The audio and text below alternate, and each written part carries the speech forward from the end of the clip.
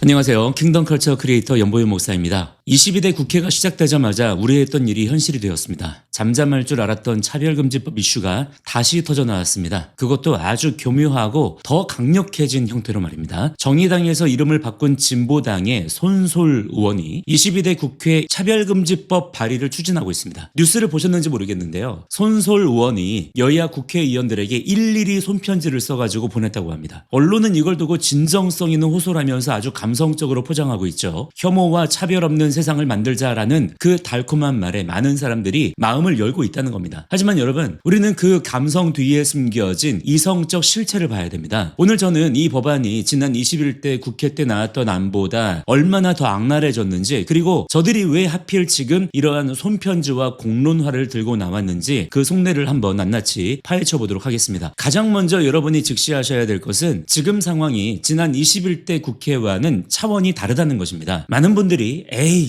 지난번에도 발의됐다가 결국 폐기됐잖아, 이번에도 그냥 넘어가겠지 하고 방심할 수 있습니다. 천만의 말씀이에요. 이번엔 대한민국 국회의 안전장치가 완전히 해제되어 있는 상태입니다. 자, 이게 무슨 말이냐? 국회에는 그동안 오랜 관례가 하나 있었습니다. 다수당이 국회의장을 맡으면 법안 심사의 최종 관문인 법사위원장은 소수당, 즉 여당이 아닐 경우 제2당이 맡아서 서로 견제와 균형을 맞추는 것입니다. 한쪽이 숫자로 밀어붙이려 할 때 다른 한쪽이 문을 걸어 잠그고 제동을 걸 수 있는 최소한의 브레이크가 있었던 셈이죠. 그런데 지금 22대 국회의 꼴을 보십시오. 민주당이 국회의장직을 가져간 것은 물론이고 그 수문장 역할을 해야 될 법사위원장 자리까지 민주당이 차지하고 있습니다. 이게 무엇을 의미합니까? 차별금지법 같은 악법이 해당 상임위를 통과해서 올라와도 이걸 걸러내거나 멈춰 세울 문지기가 사라졌다는 뜻입니다. 손솔 의원이 발의하고 야당이 장악한 상임위에서 밀어붙이고 자기네 편인 법사위에서 뚝딱 통과시키고 본회의에서 의사봉 두드리면 끝입니다. 저들이 마음만 먹으면 일사천리로 통과시킬 수 있는 입법 고속도로가 뚫린 상태인 거예요. 손솔 의원이 굳이 이 시점에, 그것도 1호로 지금 이 법안을 들고 나온 것은 우연이 아닙니다. 지금이 바로 이 법을 통과시킬 골든타임이라고 판단했기 때문인 거예요. 브레이크 없는 폭주 기관차가 출발한 겁니다. 그리고 또 주목해서 경계해야 할 것은 손솔 의원이 제안한 국회 공론화위원회입니다. 이름만 들으면 그럴싸합니다. 차별금지법에 대해서 오해와 왜곡이 많으니 공론화위원회를 열어서 사회적 합의를 하자라는 겁니다. 마치 민주적인 토론의 장을 여는 것처럼 보이죠? 하지만 속으시면 안 됩니다. 이건 전형적인 기울어진 운동장 만들기 전략입니다. 저들의 전제는 이미 정해져 있습니다. 차별금지법은 무조건 선이고 반대하는 기독교인들과 건전한 상식을 가진 시민들은 오해하고 있는 계몽의 대상 아니면 혐오 세력이라는 프레임인 것입니다. 이런 전제를 깔고 공론화위원회를 만든다는 것은 결국 반대 여론을 공적인 자리로 끌어내서 인민재판하겠다는 뜻이나 다름없는 것입니다. 이미 답을 정해놓고 밀어붙이는 것을 우리는 폭력이라고 부르지 않습니까? 저들은 지금 합의라고 하는 가면을 쓰고 입법 독재를 준비하고 있는 것입니다. 더 심각한 문제는 법안의 구체적인 내용이에요. 이번 손솔표 차별금지법은 지난 21대 국회 때 장혜영, 박주민 의원이 냈던 법안보다 훨씬 더 공격적이고 강력한 독소 조항들을 담고 있습니다. 제가 딱 두 가지만 짚어드리겠습니다. 첫째는 뭐냐면 법 적용의 범위가 노무 제공 계약까지 확대되었습니다. 이게 무슨 말이냐? 쉽게 설명해 드릴게요. 기존 법안들이 주로 근로계약, 사장님과 직원의 관계를 규제했다면 이번 법안은 프리랜서, 특수고용직, 플랫폼 노동자, 심지어 일회성 용역계약까지 다 포함하겠다는 겁니다. 예를 들어 볼까요? 만약에 우리 교회가 리모델링 공사를 한다고 칩시다. 교회 인테리어니까 당연히 신앙심 깊고 교회의 가치를 이해하는 그런 업체를 선정하고 싶겠죠. 그런데 이 법이 통과되면 그 기준이 종교 차별이 될 수 있다는 거예요. 내가 내 돈 주고 일을 맡길 사람을 고르는 건데 내 신앙적 양심이나 가치관을 적용하면 불법이 되는 세상. 이게 자유민주주의입니까? 이것은 사적 가치의 원칙과 계약의 자유라는 시장경제의 근간을 뿌리째 흔드는 거예요. 사실상 전체주의적 발상입니다. 둘째, 집단소송제와 징벌적 손해배상의 도입입니다. 손솔 의원은 이거를 구제의 실효성이라고 말하지만 실상은요, 기독교계에 대한 사냥 면허를 발급하는 것과 같습니다. 피해자 한 명이 아니라 단체가 집단으로 소송을 걸 수 있게 하고 국가인권위원회가 나서서 소송을 대신 배신해 줄 수도 있어요. 막대한 배상금으로 아예 상대를 파산시킬 수 있는 그런 강력한 법적 무기를 쥐어주는 겁니다. 생각해 보십시오. 동성애를 옹호하는 교육을 거부한 기독교 학교, 신천지 같은 이단의 채용을 거부한 기독교 기업에 대해서 좌파 시민단체들이 기획적으로 수십 명의 소송단을 모집해가지고 공격한다면 어떻게 되겠습니까? 그 학교와 기업은 소송 비용과 징벌적 배상금을 감당 못하고 문을 닫게 될 겁니다. 이것은 단순한 차별 금지가 아닙니다. 자신들의 이념에 반대하는 세력을 합법적으로 제거하겠다는 무서운 의도가 깔려 있는 것입니다. 손솔 의원은 이 법안을 공포 후 1년 뒤에 시행하겠다고 못 박았습니다. 사실상 내년 안에 이 모든 시스템을 완성하겠다는 속전속결의 의지입니다. 그만큼 지금 상황이 굉장히 긴박하고 심각한 상황이에요. 저들은 그만큼 치밀하게 준비했고요. 손편지라고 하는 감성적인 포장지로 지금 대중의 눈을 가리고 있습니다. 이번에는 꼭 통과시키고 말겠다는 것이죠. 우리가 설마 이번에 통과되겠어? 하고 방심하는 순간 우리 자녀들이 학교에서 동성애를 정상이라고 배우고 교회는 강단에서 진리를 선포하다가 소송장에 휘말리는 세상이 진짜로 지금 코앞에 온 것입니다. 지금 우리가 해야 될 일은 명확합니다. 일단 기도해야죠. 기도해야 됩니다. 하나님께 이 나라를 불쌍히 여겨달라고 온갖 거짓된 미혹과 마귀의 괴계로부터 이 나라 백성들 그리고 우리 자녀들을 지켜달라고 간절히 기도해야 됩니다. 그리고 진보당 손솔 의원실과 지역구 국회의원들에게 전화하시고 문자해 주십시오. 국회 공론화위원회 설치를 반대한다. 나쁜 차별금지법, 특히 노무 제공계약 확대와 집단소송제 도입을 결사 반대한다라고 분명하게 의사를 밝혀주십시오. 침묵하는 다수는 카운트되지 않습니다. 행동하는 소수만이 역사의 물줄기를 바꿀 수 있습니다. 법이 도덕을 무너뜨리고 신앙을 불법으로 만들기 전에 우리가 먼저 깨어서 이 부분에 대한 거룩한 방파제가 되어야 됩니다. 그리고 또 하나, 이 사실을요 주변 지인들에게 최대한 많이 알려주세요. 기독교인들 그리고 주변 목사님들, 교회 지도자들에게 많이 알려주세요. 목사님들 중에도 이런 내용들 진짜 하나도 모르는 분들 정말 많습니다. 알려주세요. 말해주셔야 돼요. 꼭 막아야만 합니다. 뿐만 아니라 주변 자영업자, 학원 원장님, 중소기업 사장님들에게도 공유하십시오. 기독교인들에게만 해당되는 문제가 아닌 거예요. 사장님, 이 법 통과되면 사장님 회사에서 직원 뽑을 때 프리랜서 쓸 때 마음대로 계약 못합니다. 소송당해서 문 닫을 수도 있습니다. 라고 말해주시면서 영상을 보여주시든 기사를 보여주시든 하셔야 돼요. 이거는 단순히 종교만의 문제가 아니라 내 재산과 회사의 경영권과 이 사회의 가장 기본적인 질서를 지키는 그야말로 생존의 문제입니다. 일반 국민들이 이 법의 진짜 실체를 깨닫게 되는 것이 저들이 가장 두려워하는 일이기 때문입니다. 여러분, 우리 끝까지 포기하지 맙시다. 이번에도 반드시 막아내야 됩니다. 꼭 승리합시다. 자, 오늘 영상은 여기까지입니다. 저는 다음 영상에서 다시 찾아뵙겠습니다. 감사합니다.